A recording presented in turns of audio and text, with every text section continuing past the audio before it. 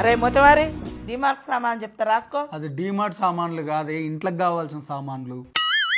7 మందికి అన్న తల్లికి ఒక పిల్ల తల్లి అంటే తింక నేర్పిందట. చూసుకొని రాయ్. పంచ్ అంటే ఇలా ఉండాలో. చెప్పు. జీలకర్ర ఎంత? గింత గింత. గింత గంత అంటే ఇయ్యరు, ఎంత కావాలో అంత చెప్పు. ఓ షటాకేసుకో, ఓ షటాకేసుకో. ఎన్ని గ్రాములు కావాలో అన్ని గ్రాములు చెప్పు. ఓ 50 కిలోలు వేసుకో. నువ్వేమన్నా దుకాణం పెడుతున్నావే, అవి కిలోలు కాదు గ్రాములు. అదే వేసుకో.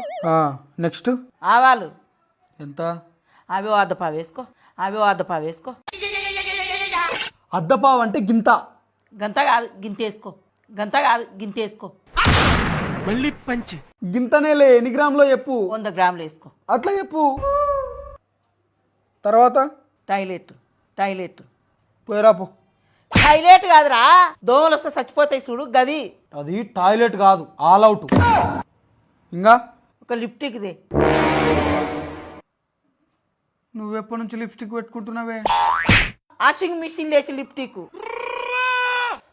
అది లిప్స్టిక్ కాదు, లిక్విడ్. నీకు ఇందాకనే చెప్పిన తింక నేర్పకని. నేనేం తింక నేర్పుతలే, నువ్వే నాకు తిక్కలు చెప్తున్నావు. చక్క చెప్పు. ఓ పోరడా. పోరడా? ఆడేవాడు? ముఖానే కేస్తున్న పౌడర్రా. అది పోరడా కాదు, పౌడర్. నెక్స్ట్ అంట్ల సబ్బులు తీసుకురా, ఒకటేమో కుడక తీసుకురా. కుడుకనా? కుడుక అంటే అదే బాక్సులు ఉండదు, అదే బాక్సులు ఉండదు. అది కుడుక కాదు, డిష్ వాష్ బార్ అంటారు. నెక్స్ట్ ఏంది? ఒక కంపాటు. ఎండాకాలం అయిపోయిన తర్వాత కుండెందుకే ఇప్పుడు? కుండ కాదురా, బట్టలకేస్తే కమ్మటి వాసన వస్తుంది చూడు గది గది. అది కంఫర్ట్ కాదే, కంఫర్ట్. నీకోదండ, నీ సామాన్ల కోదండ, నేను రాయను పో. లచ్చలు లచ్చలు వచ్చి చదివించినాం కదా, నీకు సామాన్ రాయనికి శాతనైతే లేదు.